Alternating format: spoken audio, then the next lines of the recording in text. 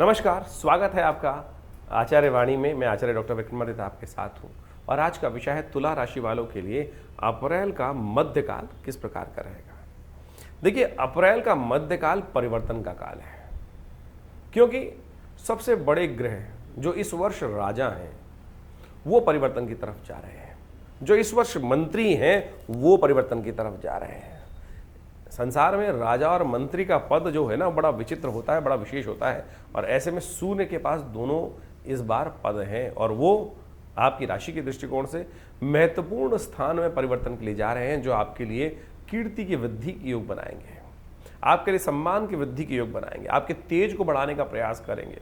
उच्च के होने जा रहे हैं सूर्य महाराज, और आपके सप्तम भाव में विराजमान होकर ये जो ग्रहों का योग है बहुत विशेष स्थिति बनाता दिखाई दे रहा है।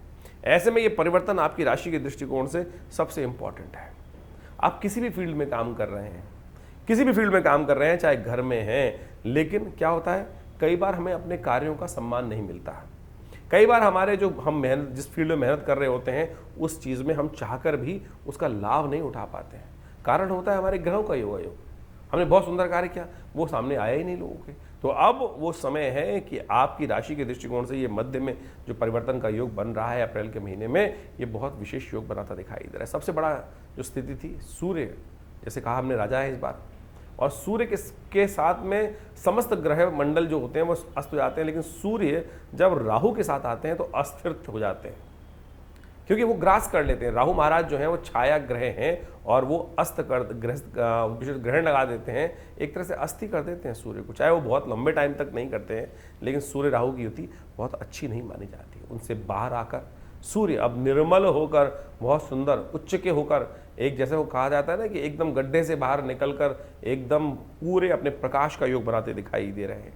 तो ये ऐसा योग बनेगा आपके लिए जो आपके लिए थोड़ा सा तेजस को उत्पन्न करेगा, लेकिन उस तेज को संभालने वाले आप बनने पड़ेंगे आपको। अच्छी बात यह है कि आपके जो स्वामी हैं, आपकी राशि के स्वामी जो हैं, वो उच्च के होकर विजय का योग आपके साथ बनाकर बैठे हैं।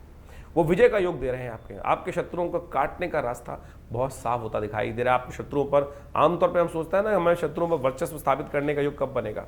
तो तुला राशि वालों, अब समय है कि आप अपने सामने वालों पर, जिन पर जो थोड़े से आपके ज़्यादा अधिकार करते हैं, उन पर भी अपनी छाप छोड़ने का योग बनाते दिखाई दे रहे हैं। और तो ऐसे में ये स्थितियां आपके लिए बड़ी अनुकूल बनती दिखाई दे रही हैं। इस समय का आपको लाभ लेना चाहिए। अप्रैल का मध्यकाल कई तरह से महत्वपूर्ण परिवर्तन के लिए रहेगा, लेकिन एक लकूना साथ में चल रहा है। वो लकूना ये है कि आपकी राशि के दृष्टिकोण से हम बात करें, सप्तम भाव के जो स्वामी हैं वो कहीं ना कहीं निस्तेज चल रहे हैं, और अगर आपने उनका इलाज